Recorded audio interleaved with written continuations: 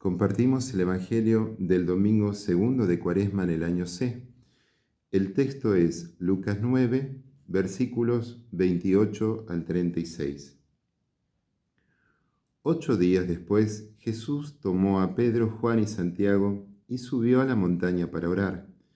Mientras oraba, su rostro cambió de aspecto y sus vestiduras se volvieron de una blancura deslumbrante, y dos hombres conversaban con él. Eran Moisés y Elías, que aparecían revestidos de gloria y hablaban de la partida de Jesús, que iba a cumplirse en Jerusalén. Pedro y sus compañeros tenían mucho sueño, pero permanecieron despiertos y vieron la gloria de Jesús y a los dos hombres que estaban con él. Mientras estos se alejaban, Pedro dijo a Jesús: «Maestro, qué bien estamos aquí. Hagamos 3 carpas, una para ti, otra para Moisés y otra para Elías». Él no sabía lo que decía. Mientras hablaba, una nube los cubrió con su sombra y al entrar en ella, los discípulos se llenaron de temor. Desde la nube se oyó entonces una voz que decía: «Este es mi Hijo, el elegido, escúchenlo». Y cuando se oyó la voz, Jesús estaba solo.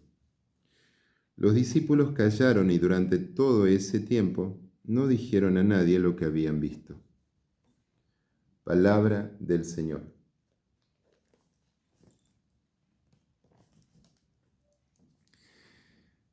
Así como en todos los primeros domingos de Cuaresma se nos presenta el texto de las tentaciones de Jesús en el desierto, en todos los segundos domingos de Cuaresma se nos va a presentar el texto de la transfiguración.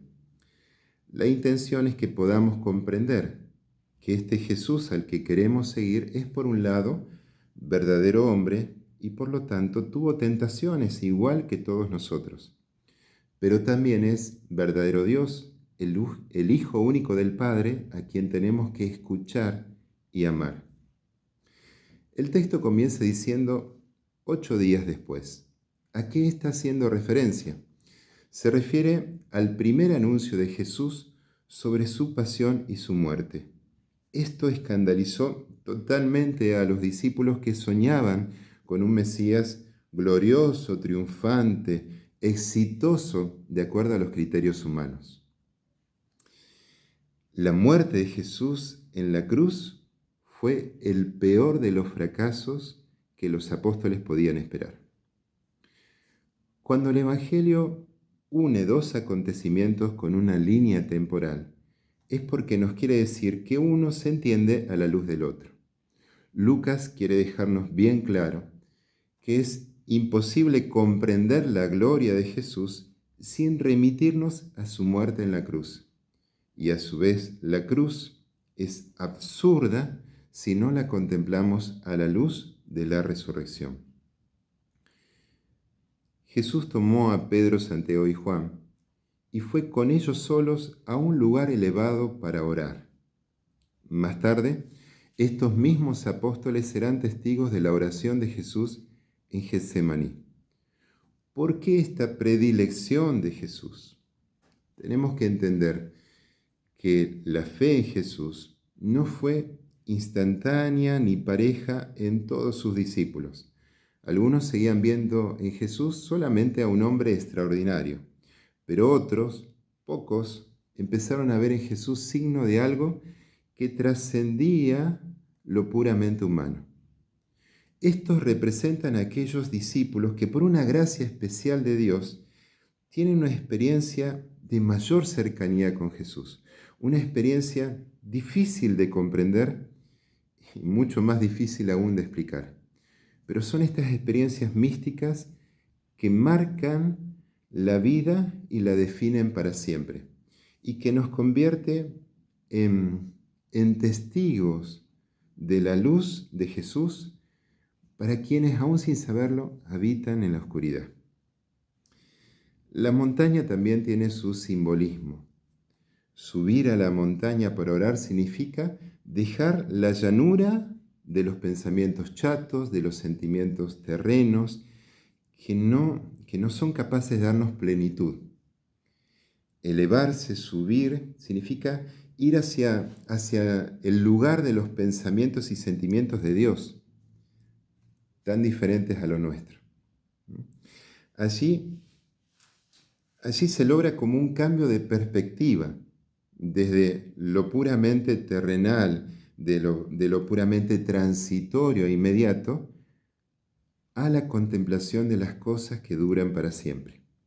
En esa altura es posible contemplar la gloria de Jesús, representada en el cambio de su rostro y en sus vestiduras blancas y resplandecientes. Y junto a Jesús aparecen dos testigos de las profecías de Dios, Moisés y Elías. Moisés fue decisivo en el origen del pueblo de Israel. Elías influyó sobre todo el profetismo, que consolidó el pensamiento religioso del pueblo. Ambos contemplaron a Dios cara a cara en la montaña, y ambos son testigos de que en Jesús se cumplen todas las profecías. Entonces Pedro, movido por el desconcierto, habla de hacer 3 carpas. Significa quedarse allí para siempre, de no volver a la vida ordinaria. Hace algunos años realizamos en Avellaneda un retiro de jóvenes llamado Bienaventurados. Y uno de los chicos me decía, llorando en la capilla, no quiero irme de aquí, quiero quedarme aquí para siempre. Quien toca a Dios quiere retenerlo, como la Magdalena quiso retener a Jesús resucitado antes de que Él subiera al Padre.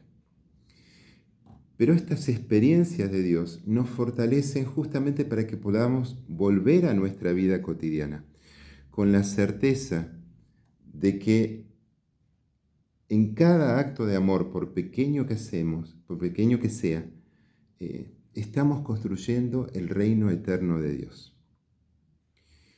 Y luego, la Shekinah, que es esta gloria perceptible de Dios, descendió sobre ellos en forma de una nube que lo cubrió todo. Es una experiencia similar a lo que pasó en la montaña de Sinaí o en la carpa del encuentro en tiempos de Moisés. La nube nos revela por un lado la presencia de Dios y al mismo tiempo oculta su misterio. Y en esta Shekinah, si abrimos de par en par nuestro corazón, si agudizamos los oídos del Espíritu, es posible escuchar la voz del Padre que nos dice, este es mi Hijo amado, escúchenlo. Porque escuchar al Hijo es escuchar al Padre. Y solamente quien escucha a Jesús encuentra el camino verdadero para alcanzar la plenitud y la felicidad que nos da la vida en abundante, y que solo es posible cuando ponemos en práctica todas y cada una de las palabras de Jesús en el Evangelio. Luego, la visión se desvanece y vuelven a encontrarse con Jesús tal cual estaba antes. La experiencia de Dios no cambia la realidad. La experiencia de Dios cambia nuestro modo de ver la realidad. Nos ayuda a descubrir que en lo cotidiano, que en nuestro momento presente, lo sobrenatural está. Y aunque es difícil verlo, lo sabemos.